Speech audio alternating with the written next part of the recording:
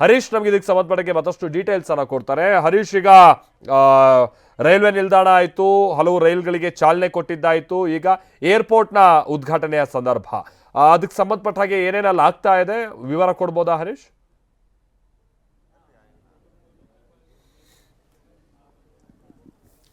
ಮಲ್ತೇಶ್, ಪ್ರಧಾನಿ ನರೇಂದ್ರ ಮೋದಿ ಅವರು ವಿಮಾನ ನಿಲ್ದಾಣದಿಂದ ಇಳಿದು ಒಂದು ದೊಡ್ಡ ರೋಡ್ ಶೋ ಅನ್ನ ಮಾಡಿದ್ರು. 13 ಕಿಲೋಮೀಟರ್ ರೋಡ್ ಶೋ ಮೂಲಕ ರೈಲ್ವೆ ನಿಲ್ದಾಣಕ್ಕೆ ತೆರಳಿದ್ರು. ಅಲ್ಲಿ ಅತ್ಯಾಧುನಿಕ ಅಯೋಧ್ಯೆ ರೈಲ್ವೆ ನಿಲ್ದಾಣವನ್ನ ಉದ್ಘಾಟನೆಯನ್ನ ಮಾಡಿದ್ದಾರೆ.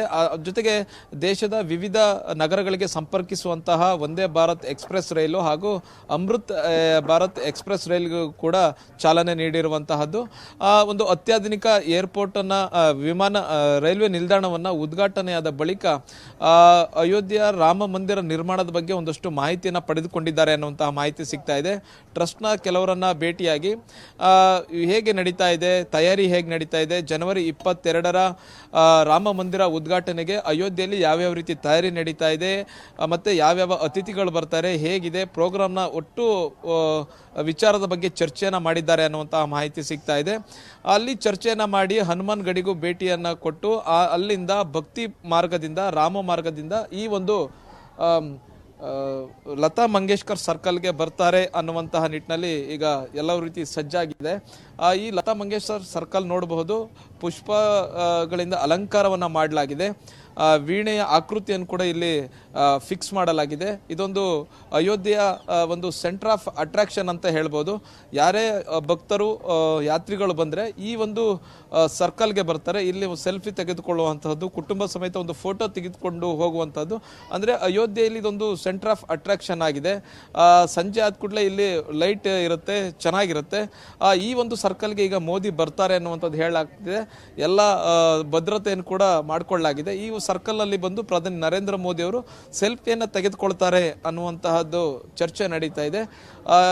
ಹನುಮಾನ್ ಗಡಿ ಮಾರ್ಗದ ಮೂಲಕ, ಭಕ್ತಿ ಮಾರ್ಗದ ಮೂಲಕ ರಾಮ ಪಥಕ್ಕೆ ಬಂದು ಅಲ್ಲಿಂದ ಧರ್ಮ ಪಥಕ್ಕೆ ಕನೆಕ್ಟ್ ಆಗುವಂತಹ ಈ ಒಂದು ಸರ್ಕಲ್ ಏನಿದೆ, ಲತಾ ಮಂಗೇಶ್ಕರ್ ಸರ್ಕಲ್, ಈ ಸರ್ಕಲ್ಗೆ ಬಂದು ಪ್ರಧಾನಿ ನರೇಂದ್ರ ಮೋದಿ ಅವರು ಇಲ್ಲಿ ಇಳಿದು ಕಾರಿನಿಂದ ಇಳಿದು ಜನರತ್ತ ಕೈ ಬೀಸುವಂಥ ಸಾಧ್ಯತೆ ಇದೆ. ಜೊತೆಗೆ ಈ ಒಂದು ಸರ್ಕಲ್ನಲ್ಲಿ ಒಂದು ಸೆಲ್ಫಿಯನ್ನು ತೆಗೆದುಕೊಳ್ತಾರೆ ಮತ್ತು ಈ ಸರ್ಕಲ್ನ ಅಂದವನ್ನು ಕೂಡ ಅವರು ಸವಿತಾರೆ. ಏಕೆಂದರೆ ಅಯೋಧ್ಯೆ ಸಂಪೂರ್ಣವಾಗಿ ಬದಲಾಗ್ತಿದೆ. ರಸ್ತೆಗಳು ಅಗಲೀಕರಣ ಮಾಡಲಾಗಿದೆ. ರಸ್ತೆಯ ಇಕ್ಕೆಲಗಳಲ್ಲಿ ಕೂಡ ಒಂದು ರೀತಿಯಾಗಿ ಸುಂದರತೆಯನ್ನು ಕಟ್ಟಿಕೊಡುವಂತಹ ನಿಟ್ಟಿನಲ್ಲಿ ಇಲ್ಲಿನ ಸ್ಥಳೀಯ ಆಡಳಿತ ಪ್ರಯತ್ನವನ್ನು ಮಾಡ್ತಿರ್ತಕ್ಕಂಥದ್ದು. ಇವತ್ತು ಪ್ರಧಾನಿ ನರೇಂದ್ರ ಮೋದಿ ಅವರು ಬರ್ತಾರೆ ಅನ್ನುವಂತಹ ನಿಟ್ಟಿನಲ್ಲಿ ಇಷ್ಟೆಲ್ಲ ಸಿಂಗಾರ ಮಾಡಲಾಗಿದೆ. ಅಯೋಧ್ಯೆಯ ಚಿತ್ರಣವನ್ನೇ ಬದಲಿಸಲಾಗಿದೆ. ಇನ್ನೇನು ಕೆಲವೇ ಕ್ಷಣಗಳಲ್ಲಿ ಪ್ರಧಾನಿ ನರೇಂದ್ರ ಮೋದಿ ಅವರು ಈ ಒಂದು ಸರ್ಕಲ್ಗೆ ಬರ್ತಾರೆ, ಇಲ್ಲಿ ಜನರತ್ತ ಕೈ ಬೀಸ್ತಾರೆ, ಜನರನ್ನ ಮಾತಾಡಿಸುವಂತಹ ಸಾಧ್ಯತೆ ಕೂಡ ಇದೆ. ಅದಕ್ಕಾಗಿ ಬೇಕಾದಂತಹ ಭದ್ರತೆ ವ್ಯವಸ್ಥೆನ ಈಗ ಇಲ್ಲಿ ಮಾಡಿಕೊಳ್ಳಲಾಗ್ತಾ ಇದೆ.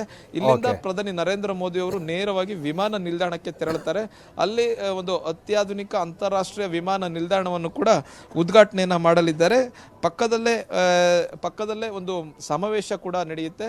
ಅಲ್ಲಿ ಸುಮಾರು 50,000ಕ್ಕೂ ಹೆಚ್ಚು ಜನರು ಅಲ್ಲಿ ಸೇರುವಂತಹ ನಿರೀಕ್ಷೆ ಇದೆ. ಈಗಾಗಲೇ ಅಲ್ಲಿ ಜನ ಸೇರ್ತಾ ಇದ್ದಾರೆ. ಅಲ್ಲಿ ಸಾರ್ವಜನಿಕ ಸಭೆಯನ್ನು ಉದ್ದೇಶಿಸಿ ಪ್ರಧಾನಿ ನರೇಂದ್ರ ಮೋದಿ ಅವರು ಭಾಷಣವನ್ನ ಮಾಡ್ತಾರೆ. ಈ ಒಂದು ಭಾಷಣ ಬಹಳಷ್ಟು ಮುಖ್ಯ ಆಗಿರುತ್ತೆ. ಅಯೋಧ್ಯೆ ಅಭಿವೃದ್ಧಿ ದೃಷ್ಟಿಯಿಂದ ಸುಮಾರು 16,000 ಕೋಟಿ ಯೋಜನೆಯ ಉದ್ಘಾಟನೆ ಮತ್ತು ಚಾಲನೆಯನ್ನ ಕೊಟ್ಟಿರ್ತಕ್ಕಂಥದ್ದು. ಹೀಗಾಗಿ ಇವತ್ತು ಪ್ರಧಾನಿ ನರೇಂದ್ರ ಮೋದಿ ಅವರು ಮಾಡುವಂತಹ ಭಾಷಣ ಬಹಳಷ್ಟು ಪ್ರಮುಖವಾಗಿರುತ್ತೆ. Maltesh, okay, thank you Harish.